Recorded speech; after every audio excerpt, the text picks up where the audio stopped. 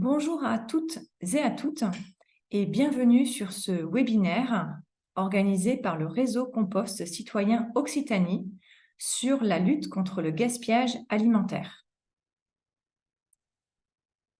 Le réseau Compost Citoyen Occitanie est une association créée en novembre 2019 et dont la vocation est de mettre en réseau les actrices et les acteurs de la prévention et gestion de proximité des biodéchets dans notre région. Le réseau Compost Citoyen Occitanie organise des journées techniques, mutualise des outils, transmet de l'information via leur site internet ou leur lettre d'information régulière. Aujourd'hui, ce webinaire vous est proposé donc, par le réseau Compost Citoyen Occitanie et il est réalisé par Composton. Donc, je suis Géraldine. Je suis responsable des formations à Composton et je suis chargée des projets sur la lutte contre le gaspillage alimentaire. Donc, je vous ferai une présentation du contexte du gaspillage alimentaire en France. Puis, je vous donnerai quelques pistes d'action pour travailler cette question avec les citoyens et les citoyennes. Enfin, je donnerai la parole à Florence Flies, Catherine Amis, qui vous présenteront les actions qu'elles mènent dans les écoles, les collèges, puis nous terminerons par un temps de questions-réponses. Donc, première partie, je vais vous présenter le contexte du gaspillage alimentaire en France. Tout d'abord, il faut se mettre d'accord sur la définition du gaspillage alimentaire. Et celle-ci a été définie pour la première fois dans le Pacte national de lutte contre le gaspillage alimentaire en 2013. La définition indique que toute nourriture destinée à la consommation humaine qui, à une étape de la chaîne alimentaire, est perdue, jetée, dégradée, cela constitue le gaspillage alimentaire. Attention à quelques nuances sur cette définition. Il existe une différence entre les pertes alimentaires et le gaspillage alimentaire qui peut parfois se retrouver dans la littérature ou dans les articles. En fait, les pertes alimentaires se retrouvent plutôt au niveau de la production et de la transformation, donc c'est comme ça qu'on les appelle, et le gaspillage alimentaire se retrouve plutôt au niveau de la distribution et de la consommation. Il y a les déchets alimentaires évitables, potentiellement évitables et inévitables. Alors, les déchets alimentaires évitables, c'est ceux que l'on considère comme faisant partie du gaspillage alimentaire. Il s'agit notamment des restes de repas, de pain ou de fruits qui sont abîmés et qui sont entièrement jetés. Il y a les potentiellement évitables, ceux que certains consomment et d'autres non, ou ceux que nous consommons ou ne consommons pas dans notre pays, mais qui peuvent être consommés ailleurs. Ce sont notamment certaines épluchures de fruits et de légumes, mais aussi certaines croûtes de fromage qui peuvent être consommées par les uns et pas par les autres.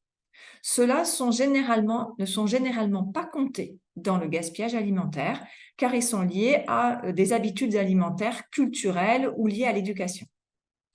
Et enfin, il y a ce qui est inévitable, ce sont les os et les noyaux notamment, ou les arêtes de poisson, que nous ne sommes pas censés consommer et donc qui ne comptent pas dans le gaspillage alimentaire.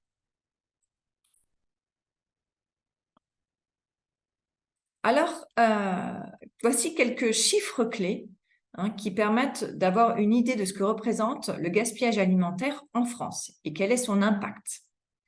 Donc d'abord, il faut savoir que c'est 10 millions de tonnes de nourriture qui est jetée, gaspillée, on va dire, chaque année. Cela représente 16 milliards d'euros et 15,3 millions de tonnes équivalent CO2. Alors, ces chiffres, je ne les ai pas inventés. Ils ont été récupérés sur le site de l'ADEME. Voilà, sachez qu'il y a aussi des chiffres qui peuvent être mis en avant par France Nature Environnement. Et donc, pour ce webinaire, je me suis basée sur ces deux études, à la fois une étude de l'ADEME qui date de 2016 et une étude de France Nature Environnement qui a été actualisée en 2016. Bref, au final, la nourriture gaspillée dans le monde, cette fois, ça représente un tiers des aliments qui sont destinés à la consommation humaine. Autrement dit, finalement, c'est un tiers de nourriture gaspillée, c'est également un tiers de terres agricoles qui sont exploitées et qui le sont de manière inutile. Et donc, un tiers des forêts qui ont été déforestées pour faire des terres agricoles qui finalement font une nourriture qui finira à la poubelle. C'est aussi un énorme gaspillage de ressources, d'eau, d'énergie et d'engrais, souvent des engrais minéraux qui viennent de mines et donc qui petit à petit s'épuisent également. Et cela représente 36% des émissions nationales de gaz à effet de serre en France.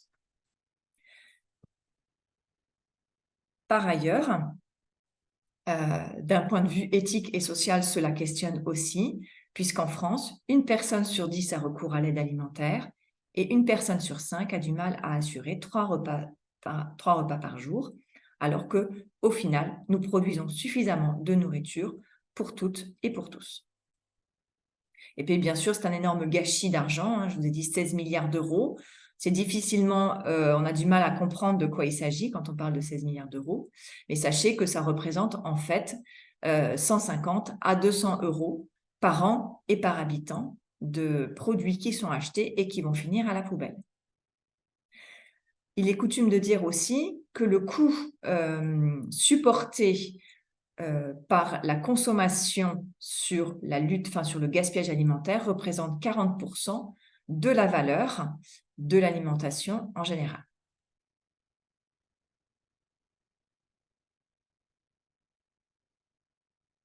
Alors, la faute à qui? Finalement, à chaque étape de la chaîne alimentaire, il y a des pertes et du gaspillage alimentaire. Nous sommes donc tous concernés, toutes et tous concernés par cette problématique. Alors, quand on essaye de regarder où se situent les pourcentages de gaspillage alimentaire, quand on regarde sur l'ensemble de la chaîne alimentaire, on se rend compte qu'un tiers des pertes, puisqu'il s'agit de pertes à ce moment-là, des pertes alimentaires ont lieu en production. 21% au niveau de la transformation, donc dans les usines agroalimentaires essentiellement, 14% au niveau de la distribution, c'est souvent lieu à des ruptures de chaîne du froid ou à du transport, mais il y a quand même un tiers qui se retrouve au niveau de la consommation. La consommation, c'est à la fois la consommation à la maison, mais aussi la restauration hors foyer, ce qui est souvent la restauration commerciale, des restaurants que l'on a dans nos villes, ou la restauration collective. Quand on regarde d'un peu plus près, on se rend compte qu'à la maison, on va gaspiller environ 34, en moyenne, pas environ, en moyenne, 34 grammes par repas et par personne, alors qu'en restauration commerciale ou collective, on atteint les 138 grammes, ce qui est quand même relativement important. Cependant, quand on regarde le pourcentage, 19% du gaspillage alimentaire se trouve à la maison, alors que 14% est en restauration hors foyer.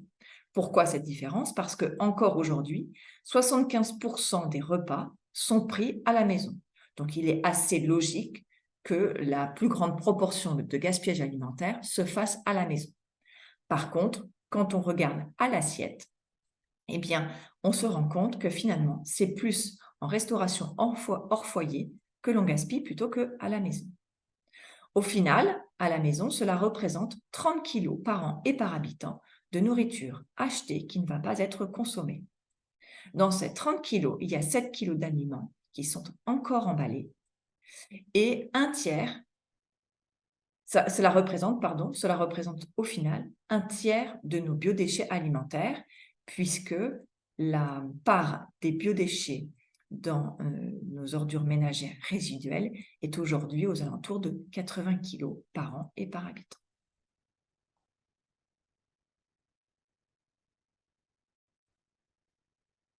Quelles sont les causes principales du gaspillage alimentaire sur les différentes étapes de la chaîne? En production, bien entendu, ça peut être des questions de normes et donc de produits qui n'ont pas le bon calibre, qui sont trop petits, trop gros, déformés ou qui n'ont pas l'aspect attendu.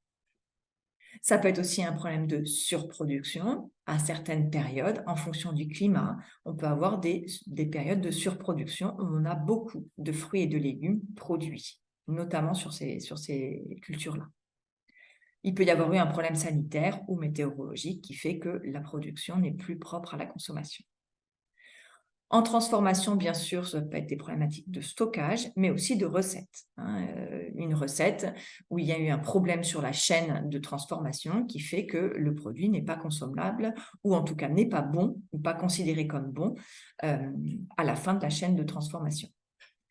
En distribution également, on retrouve du gaspillage alimentaire, vous le savez sans doute, qui sont liés à des prévisions de vente.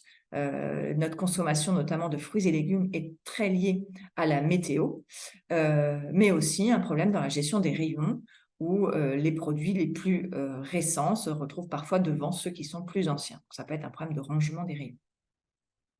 À la maison, ce qui va spécifiquement m'intéresser, même si je donnerai ensuite la parole sur les cantines ou les restaurants à mes collègues ensuite, à la maison, il s'agit bien d'un problème de conservation que l'on peut identifier ou des restes de repas qui ne sont finalement pas consommés.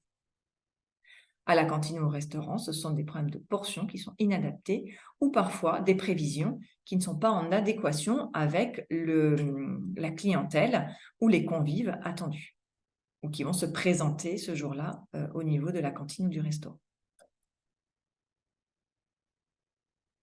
Alors, comment agir, nous, en tant que citoyens, sur toutes ces étapes de la chaîne alimentaire? Finalement, on a quelques leviers d'action qui permettraient de réduire le gaspillage alimentaire à chaque étape de la chaîne. Alors d'abord, ça serait la première chose, c'est accepter des produits non calibrés ou des produits moches, des produits tachés également. Plus on va acheter en circuit court et local, et plus on va limiter le gaspillage alimentaire, puisqu'on va être prêt à acheter des produits qu'on ne retrouve pas en grande surface, puisque ce sont des produits qui sont bien calibrés et qui répondent à des normes. Le mieux, c'est d'acheter des produits qui sont le moins transformés possible et que l'on va transformer à la maison, ce qui permet d'éviter la phase de transformation et donc les problèmes de process ou de stockage. D'acheter des DLC courtes quand on a une prévision d'utiliser certains produits rapidement, eh bien, pourquoi acheter une DLC longue alors qu'on a prévu de manger ce produit dans les 1 ou 2 jours qui viennent? Récupérer les invendus de la veille, ça c'est quelque chose qui est possible, on le voit de plus en plus dans les boulangeries, où vous avez des sacs avec les produits de la veille qui sont vendus à moins 50%, par exemple. Mieux conserver ses restes de repas à la maison, préparer les bonnes quantités, les bonnes portions. Et puis au restaurant, au restaurant ou à la cantine, ajuster la portion à sa faim et éventuellement demander des gourmet bags quand on n'a pas la possibilité de finir son repas. Voilà un peu quelques débuts d'actions possibles qui sont à notre portée au niveau des différentes étapes de la chaîne alimentaire. Alors, un petit tour d'horizon de la réglementation. Donc, comme je vous l'ai dit tout à l'heure, tout cela a commencé en 2013 par une définition. Le Pacte national de lutte contre le gaspillage alimentaire, outre la définition du gaspillage alimentaire, a permis de mettre autour de la table un certain nombre d'acteurs, une soixantaine d'acteurs, à toutes les étapes de la chaîne alimentaire. En 2015, c'est la loi relative à la transition énergétique pour la croissance verte qui a démarré une démarche de lutte contre le gaspillage alimentaire en restauration collective. Donc, c'était une première étape. Mais surtout, en 2016, c'est la loi Garot qui va commencer à hiérarchiser en fait les actions de lutte contre le gaspillage alimentaire.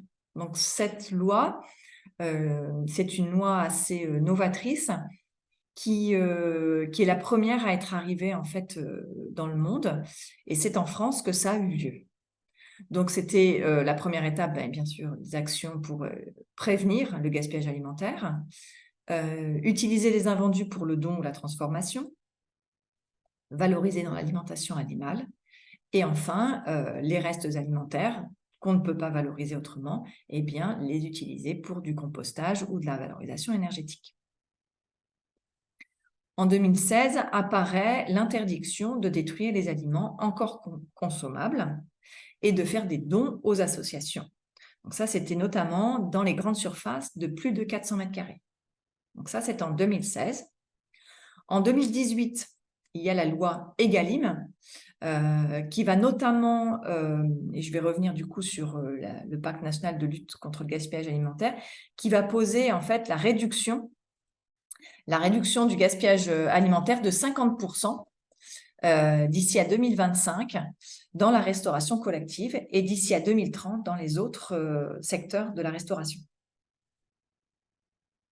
Donc là, la loi Egalim, elle va notamment poser les bases du don de manière un peu plus claire. Elle revient sur l'interdiction de détruire les denrées alimentaires, mais cette fois en restauration collective. Et surtout, ce qui est intéressant aussi, c'est l'obligation de réaliser un diagnostic de gaspillage alimentaire, puisque l'objectif étant de réduire de 50%, il faut faire un état des lieux. Et c'est cet état des lieux qui a lieu donc qui est annoncé en 2018 et qui doit être réalisé avant 2020. Ce diagnostic, ça peut bien sûr être un autodiagnostic, et c'est ce qui a pu être fait dans certains restaurants collectifs. En 2020, la loi AGEC, elle continue de renforcer ce pacte national. C'est aussi cette loi qui annonce le tri à la source des biodéchets au 1er janvier 2024. Les sanctions, par ailleurs, les sanctions sont renforcées sur l'interdiction de détruire des denrées qui seraient encore consommables. Et il y a un travail qui est fait aussi sur les dates de péremption et qui indique qu'il est possible d'indiquer que le produit reste consommable au-delà de certaines dates. On va revenir dessus après. Enfin, en 2021, on a la loi Climat et Résilience qui indique notamment qu'il faut plus de produits de qualité et durables, notamment bio dans les assiettes. 50% de produits de qualité et durables, dont 20% de bio en 2022 et 60% de produits durables et de qualité pour les viandes et le poisson en 2024. Voilà un petit peu un tour d'horizon de ce que dit la réglementation qui est plutôt favorable et même très favorable à la lutte contre le gaspillage alimentaire. Le programme national va se décliner en fait en actions territoriales. C'est les fameux PAT, projets alimentaires territoriaux, avec 3 axes principaux. La justice sociale, qui inclut les luttes contre les inégalités sociales et territoriales, l'évolution de l'offre alimentaire et l'information des consommateurs, et enfin, ce qui va nous intéresser aujourd'hui, la lutte contre le gaspillage et l'éducation alimentaire. Ces projets alimentaires territoriaux, ils sont en lien avec les comités régionaux de l'alimentation qui mettent en fait autour de la table les différents acteurs de la production à la consommation et parfois dans certaines régions, des réseaux de lutte contre le gaspillage alimentaire qu'on appelle les REGAL. Nous n'en avons pas sur la région Occitanie pour le moment. Que peut-on faire à la maison? Alors déjà, il est important de savoir que 82% des Français pensent ne pas gaspiller. Et en fait, ça s'explique assez bien puisque, comme je vous l'ai dit tout à l'heure, nous jetons 34 grammes par repas et par personne, ce qui peut paraître très peu et ce qui peut sembler invisible dans l'assiette ou dans le petit reste que l'on va mettre à la poubelle parce qu'on ne l'aura pas consommé. Alors, l'une des premières raisons, enfin l'un des premiers produits que l'on gaspille à la maison, ce sont les fruits et légumes. Dès qu'un fruit ou un légume est un peu abîmé, il va souvent finir à la poubelle. On ne prendra pas le temps de retirer la partie abîmée pour le cuisiner ou pour le consommer autrement. On a aussi beaucoup de restes de repas qui vont finir à la poubelle. Du pain également, qui va durcir et qui va finir à la poubelle. Et puis, on oublie souvent les liquides qui, eux, ne finissent pas à la poubelle, mais dans l'évier, et qui sont une part non négligeable du gaspillage alimentaire que nous faisons à la maison. Alors, ce chiffre de 82%, il vient de Eurobaromètre sur les attitudes des Européens face à la bonne utilisation de la ressource. Et ça date de 2011. Peut-être ça a un peu évolué aujourd'hui parce que ça commence à être un peu ancien. Quelles sont les causes du gaspillage alimentaire? On a surévalué nos besoins, donc on a acheté en trop grande quantité, on a cuisiné de manière trop importante et on a mal conservé nos aliments. On jette parce que l'apparence, le goût, la fraîcheur, une salade, je pense notamment aux salades un peu défraîchies, ou l'odeur du produit ne nous conviennent plus. Ou parce que la date est dépassée. Ou parce qu'on n'a pas bien prévu nos quantités et du coup, elles vont finir à la poubelle. Comment lutter? Il y a plusieurs moments où on peut mettre en place des actions de lutte contre le gaspillage alimentaire, et notamment à l'achat, en planifiant ses repas et en dressant une liste de courses. On peut aussi contrôler les produits qu'on va acheter, notamment au niveau des dates. Et puis, comme je vous l'ai dit tout à l'heure, on peut préférer des produits locaux de saison et non calibrés pour limiter le gaspillage alimentaire aux différentes étapes de la chaîne d'alimentation. À la maison, donc, comme je vous l'ai dit, une des raisons qui fait que l'on jette, c'est un problème de conservation. Donc, il faut bien stocker ses aliments, respecter la chaîne du froid et savoir bien ranger son frigo. Faire attention aux dates de péremption. Il y a 2 types de dates, je reviendrai dessus après, qu'il est important de connaître et de distinguer. Et enfin, dans la préparation des repas, ajuster les portions en utilisant par exemple des verres doseurs, savoir accommoder les restes en cuisinant et trouver des nouvelles recettes pour utiliser des fruits et légumes abîmés.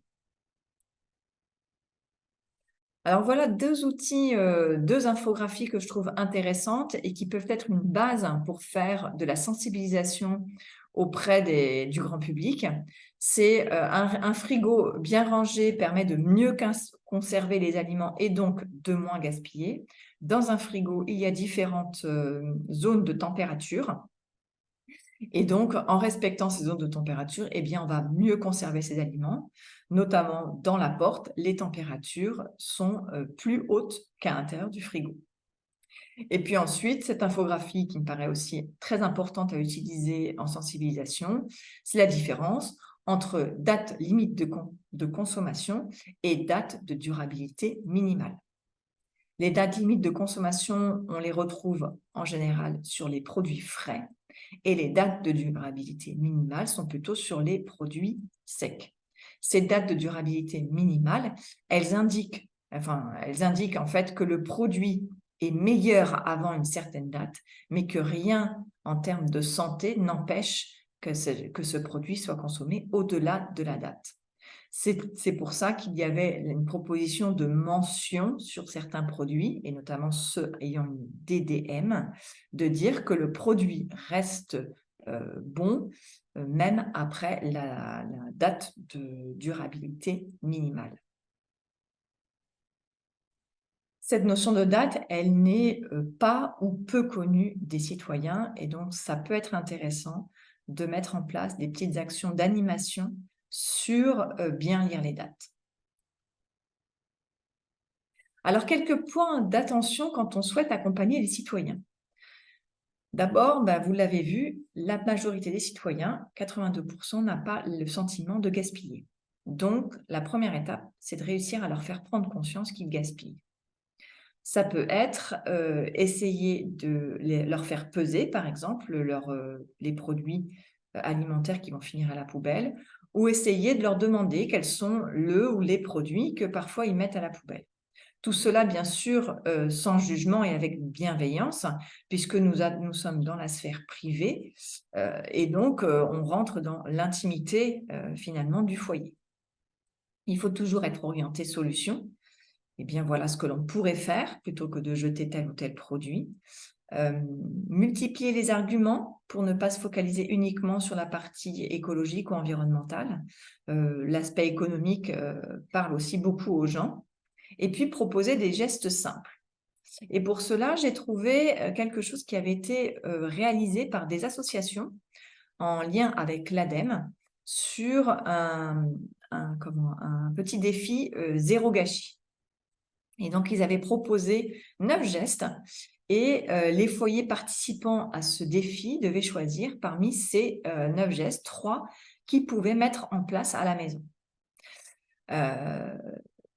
Donc, c'est présenté de manière très simplifiée, je trouve que c'est très intéressant et c'est quand même assez efficace puisque dans ces foyers, ils ont réduit de 59% le gaspillage alimentaire. Et c'était sur 243 foyers, donc c'est quand même relativement représentatif.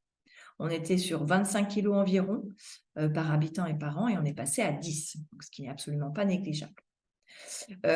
Ces associations avaient aussi demandé aux habitants quels étaient les gestes qui leur paraissaient les moins faciles, les plus faciles et les plus efficaces. Alors, le moins facile, clairement, c'est de préparer ses menus à l'avance. Donc, c'est peut-être pas la porte d'entrée à proposer à des citoyens dans un premier temps. Le plus facile, c'était de conserver ses restes de repas. Donc, ça, l'idée du frigo et puis d'avoir des boîtes pour bien conserver les aliments, et ben ça peut être quelque chose qui peut être mis en place. Et puis aussi les DLC, DDM. Et puis enfin, un geste qui est jugé efficace, c'est de préparer les bonnes portions.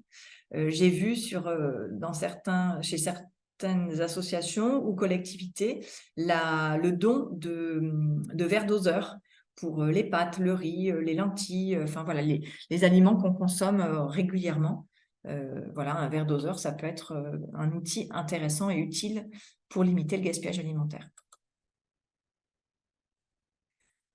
Plusieurs façons, plusieurs formes d'accompagnement pour les citoyens. Alors, les ateliers cuisine, puisqu'une grande partie des gens ne cuisinent plus beaucoup. Donc, notamment sur qu'est-ce qu'on fait avec des fruits ou des légumes abîmés, qu'est-ce qu'on peut faire. Ne pas hésiter à communiquer régulièrement dans les journaux locaux sur quelques messages clés, notamment, ça pourrait être les fruits et légumes moches sont encore bons. Les actions de sensibilisation peuvent se faire sur les marchés, notamment en récupérant des fruits et légumes auprès des exposants.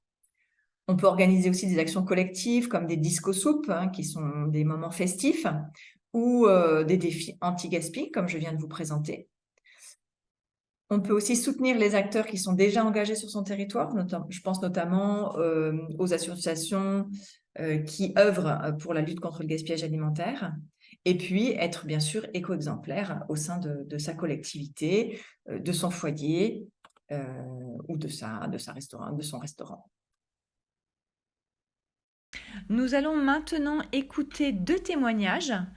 Le premier est celui de Florence Fly, de l'association Proportion, qui est basée à Toulouse et qui travaille sur la lutte contre le gaspillage alimentaire dans les écoles.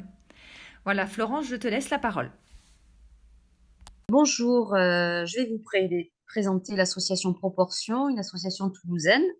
Tout d'abord, je voudrais remercier Composton de nous avoir invités sur ce webinaire avec Géraldine qui l'anime. Proportion, j'en suis la fondatrice, je l'ai créée en 2016 et aujourd'hui, je suis la directrice et coordinatrice de projet, formatrice et un peu couteau suisse, comme un peu la plupart de notre équipe, où aujourd'hui on a 8 salariés qui travaillent pour Proportion avec des coordinateurs de projet, des chefs de projet, des animateurs et même responsables administratifs. Le cœur du métier de Proportion, c'est vraiment l'accompagnement pour réduire le gaspillage alimentaire. Donc, on commence quand on travaille en restauration collective, mais pas que, aussi en restauration traditionnelle.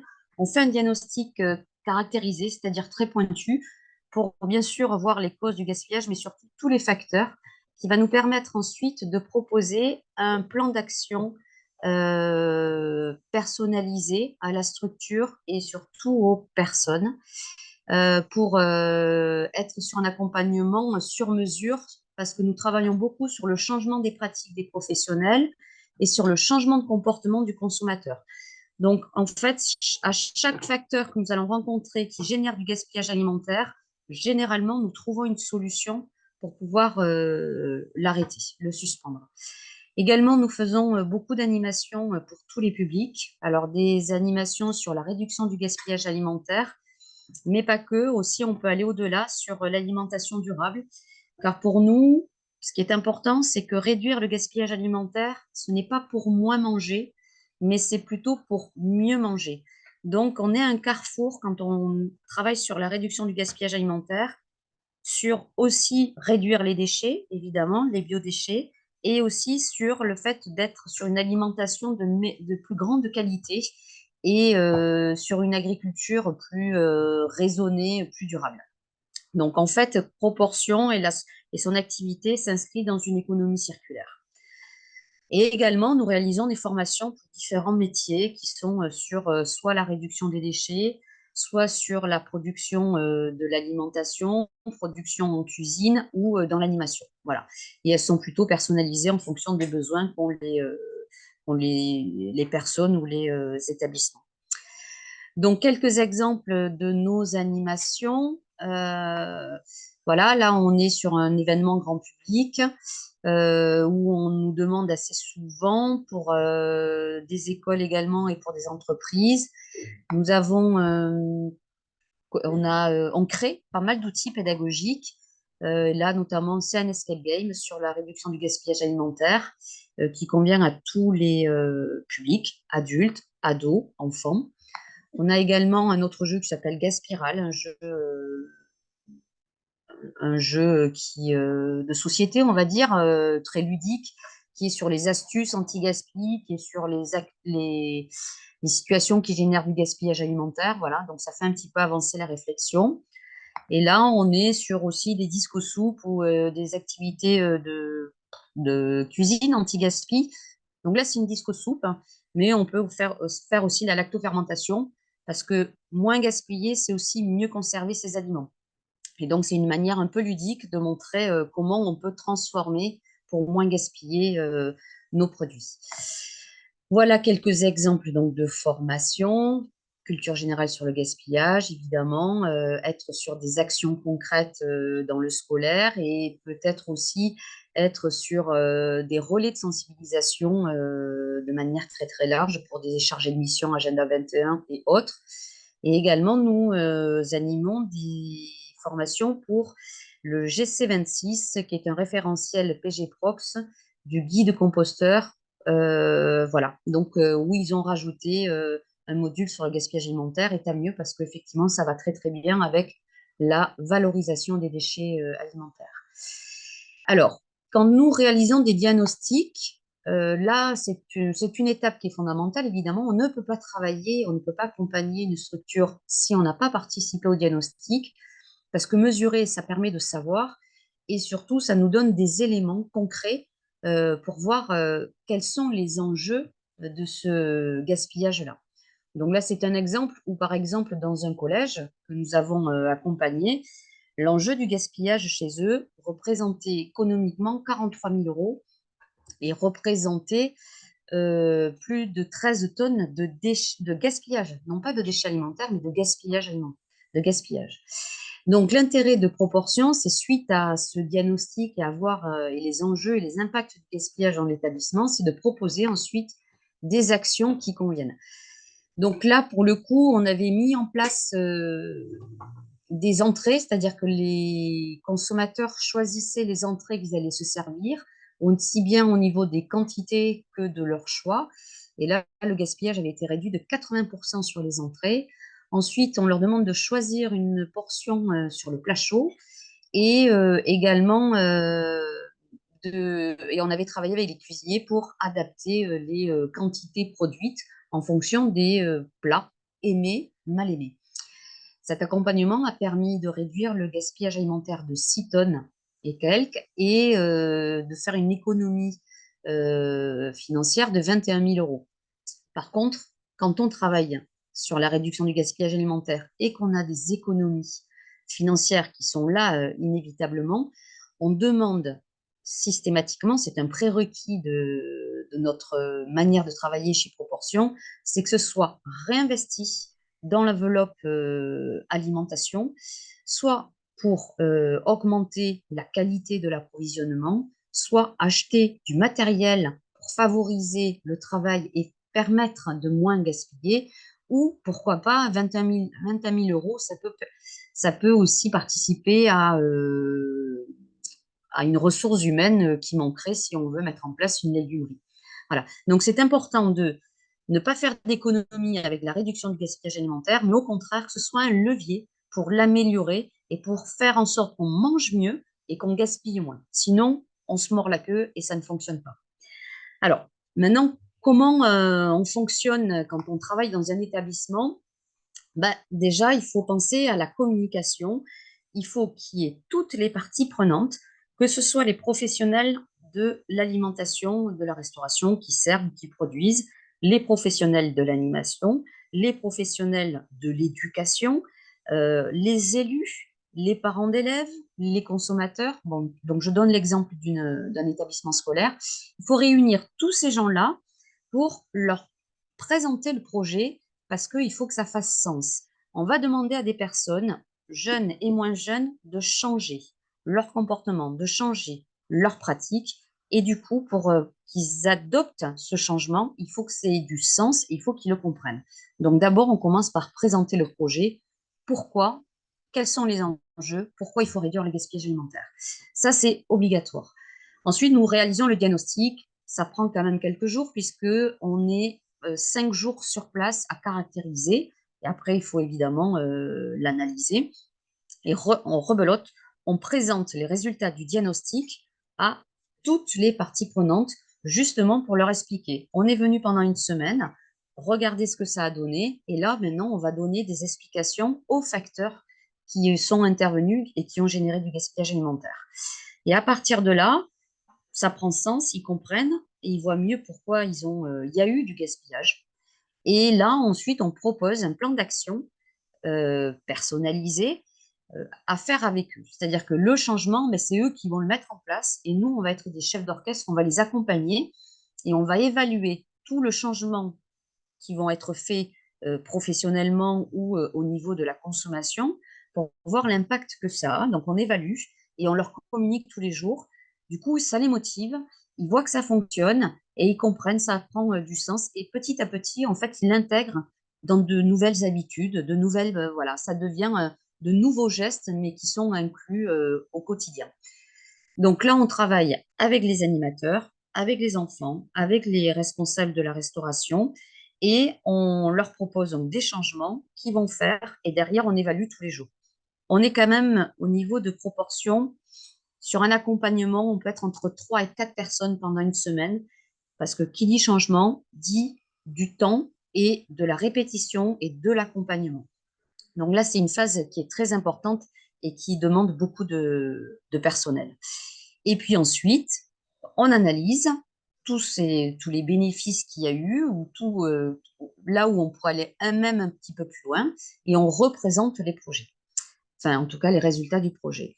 Et du coup, bah là, c'est validé par l'ensemble des parties prenantes, que ce soit les élus, que ce soit les responsables techniques, que ce soit les agents de restauration, les animateurs et pédagogie, enfants et parents d'élèves.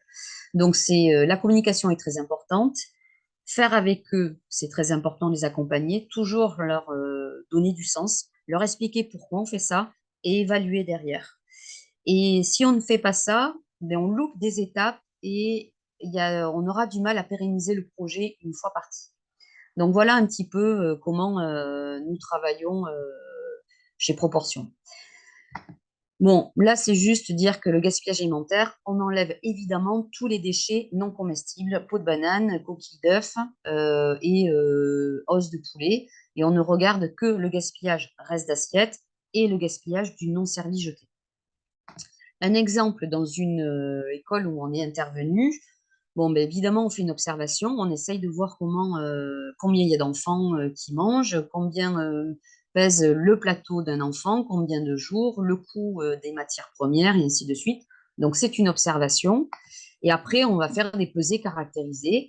Il n'y a pas que les pesées qui comptent, on mange dans tous les établissements dans lesquels nous travaillons. Ça nous donne aussi des facteurs de savoir c'est bon, c'est pas bon, c'est chaud, c'est froid, c'est salé, enfin bon, c'est goûteux, c'est pas goûteux. Et également, on observe et on questionne, on en fait pas mal d'enquêtes avec les consommateurs pour savoir pourquoi ils n'ont pas goûté, pourquoi ils n'ont pas aimé, qu'est-ce qu'il aurait fallu, voilà. Donc, on est sur quelque chose de très qualitatif, en plus de regarder les quantités de toutes les composantes qui ont été jetées, pour mieux comprendre et savoir quels sont les leviers, qu'est-ce qu'on pourrait faire pour améliorer. Donc ça dure pendant une semaine. Et là, par exemple, on peut voir que les protéines ont été énormément gaspillées. Mais en fait, les protéines ont été énormément gaspillées parce que le jour où il y avait le repas végétarien, où il y a des protéines végétales, c'était tellement gaspillé que finalement, ça a un petit peu biaisé les chiffres. Donc, c'est là où c'est important d'être là toute la semaine et de voir et de comprendre qu'est-ce qui est important à analyser ou pas derrière. Parce que les chiffres, on peut leur... Enfin, des fois, ils peuvent nous induire en erreur. Là, les enfants participent, ne pas hésiter, ils adorent ça.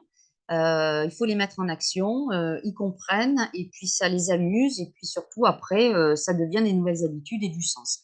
Donc là, j'ai mis quelques photos où on voyait les différents acteurs participer. Il faut toujours trouver quelque chose de ludique. En tout cas, ce qui est important, c'est qu'ils lisent le menu, qu'ils sachent qu'est-ce qu'il y a à manger, qu'ils se projettent sur leur appétit, qu'ils se projettent sur leur goût et ensuite, et de leur expliquer un peu qu'est-ce qu'il y a dans leur assiette. Le quinoa, aucun enfant sait ce que c'est le quinoa, d'où ça vient. Et je pense que c'est important quand même de raconter une petite histoire sur ce qu'on mange et ce qu'on a dans nos assiettes, de quel pays ça vient, quelle est la saison, comment ça pousse. Voilà. Donc ça, c'est important et ça fait partie de l'accompagnement. Je le glisse parce que c'est ce qui manque souvent dans les écoles au niveau de l'accompagnement, c'est qu'est-ce qu'on a dans nos assiettes, qu'est-ce qu'on mange. Il faut retrouver du plaisir, il faut trouver de la curiosité et il faut savoir trouver de l'intérêt. Donc voilà quelques photos. Hop, là on a par exemple des résultats sur le diagnostic et ensuite des résultats sur l'accompagnement. Voilà, l'accompagnement a permis de réduire le gaspillage alimentaire de 40%, donc ce qui est pas mal.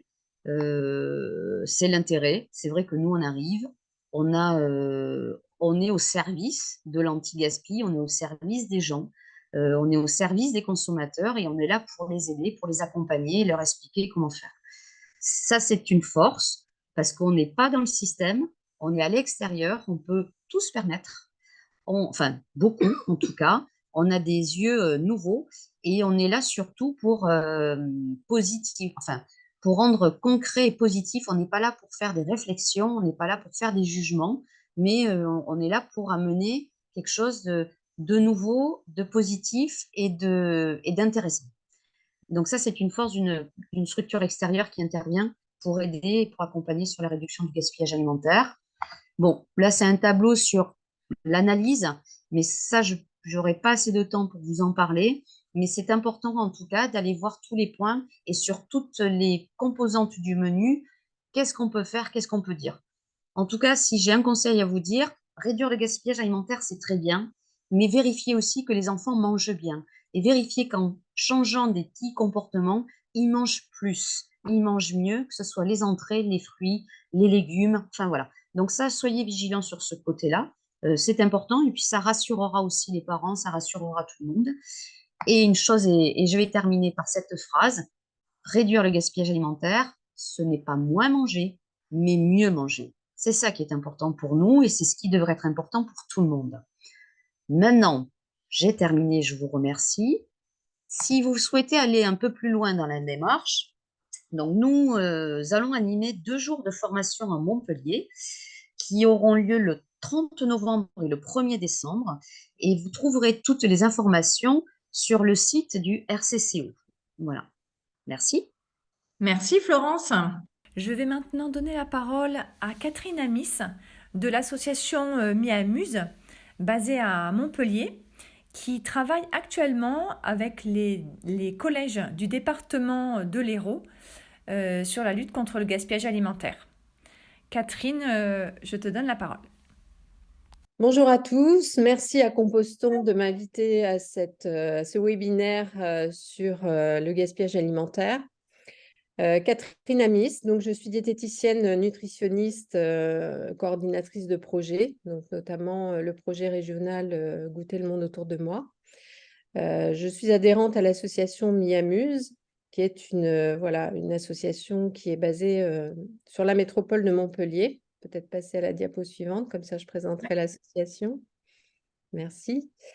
Du coup, cette année, nous sommes 21 membres dans l'association, dont 20 diététiciennes nutritionnistes. Donc, Miamuse est une association qui déploie des projets d'éducation à l'alimentation saine et durable et des projets d'éducation au goût, notamment parce que nous sommes 2 référentes régionales auprès de la DRAF, du réseau régional des relais de l'éducation au goût. Nous avons donc comme intérêt de présenter l'alimentation de façon globale, hein, transversale, c'est-à-dire de parler de l'alimentation sous tous ses aspects. Nous travaillons aussi notamment auprès de la restauration collective, puisque nous sommes 4 diététiciennes, on le verra un peu plus loin, qui travaillons auprès du conseil départemental de l'Hérault à ce sujet-là.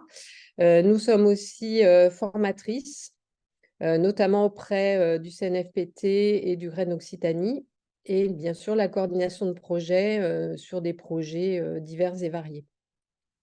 Au niveau du partenariat, bien sûr le réseau associatif, puisque nous sommes adhérents au niveau de Coopère 34, nous sommes adhérents aussi au Graine Occitanie. Donc, nous travaillons en partenariat avec toutes les collectivités territoriales, le conseil départemental de l'Hérault, la métropole de Montpellier, le conseil départemental aussi du Gard. En partenariat aussi avec les 2 rectorats, puisque le projet régional Goûter le monde autour de moi est un projet qui est labellisé par les 2 rectorats, donc Académie de Montpellier et Toulouse. Et nous travaillons en partenariat aussi, bien sûr, avec la DRAF, l'ARS de l'Occitanie. Passer à la suivante. Donc là, plus spécifiquement, on va parler du projet de lutte contre le gaspillage alimentaire, qui est un projet qu'on a démarré en 2016 avec le conseil départemental, puisque nous sommes partenaires du département de l'Hérault depuis 2009. Donc, ce projet s'est mis en place dans le cadre du projet national 1000 écoles et collèges contre le gaspillage alimentaire. Et c'est un projet, bien sûr, qu'on a co-construit avec le département pour déployer cette lutte contre le gaspillage alimentaire dans tous les collèges du département, puisque le département gère la restauration des collèges. Donc, peut-être au niveau du fonctionnement, de 2 fonctionnements au niveau du département, donc des collèges satellites et des collèges dits autonomes, c'est-à-dire qui fonctionnent eux-mêmes avec leurs commandes, leur production et la distribution aux élèves. Donc, 2 fonctionnements dont il faut tenir compte pour arriver à déployer des projets. Donc, ce projet se déploie sur une année scolaire. Donc, on va bien sûr travailler avec tous les acteurs du collège, mais aussi avec, pour les cuisines satellites, les collèges satellites, avec les unités de production culinaire, puisqu'il y a 5 unités de production culinaire réparties sur tout le département qui vont livrer, on va dire, quasiment tous les collèges du département. Donc, c'est un travail collaboratif. Ah, j'ai les trucs qui sonnent, là, c'est peut-être l'arrêter. Attends, bouge pas. On aura après. Arrêter ça. Alors, son.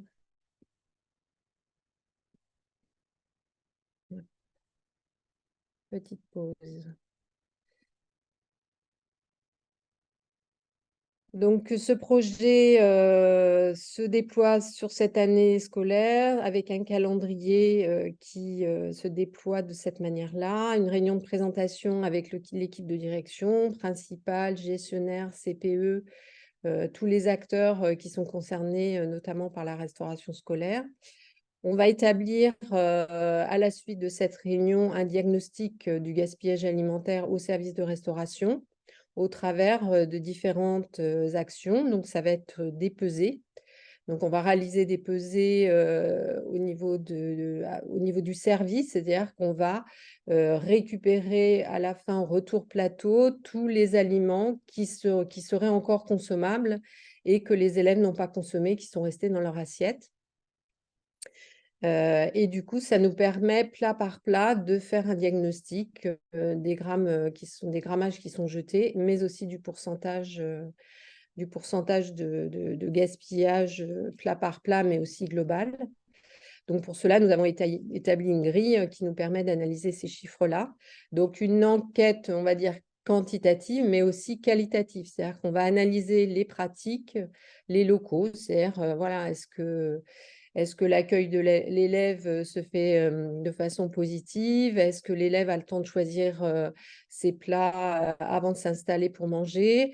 Est-ce que voilà, il y a beaucoup de bruit dans la salle? Est-ce que la salle de restauration est assez grande? Est-ce qu'on a mis à disposition du libre service? Enfin voilà, plein d'éléments et de critères que nous, on a établis et sur lesquels on peut se baser pour poser ce diagnostic.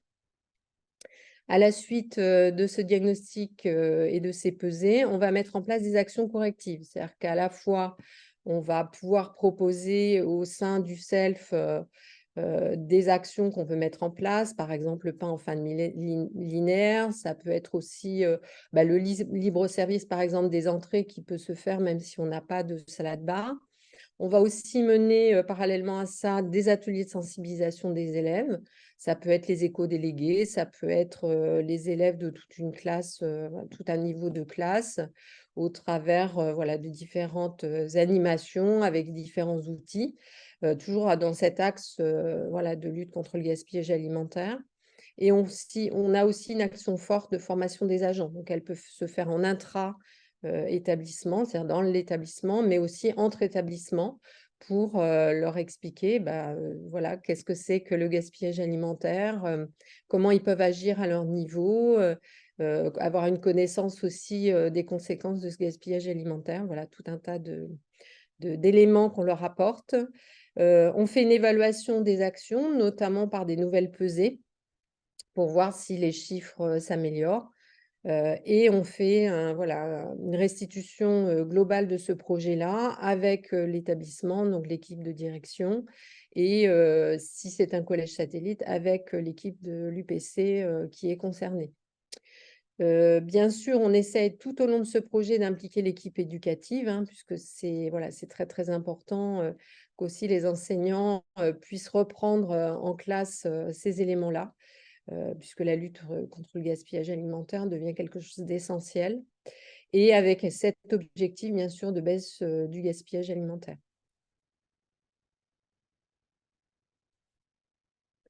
Alors là, je vous ai mis quelques photos pour illustrer. Donc, à gauche, vous avez une pesée. Donc, on va faire voilà, participer les éco-délégués ou des élèves du CVC qui souhaitent nous aider à la mise en place, puisque bien sûr, toute seule, c'est impossible de faire des pesées. Et ça permet aux élèves de visualiser globalement tout ce qui est gaspillé et de pouvoir parler avec eux sur les plats qu'ils ont aimés, pas aimés, etc. Il y a tout ce travail aussi parallèlement qui se fait par rapport à l'appréciation des plats.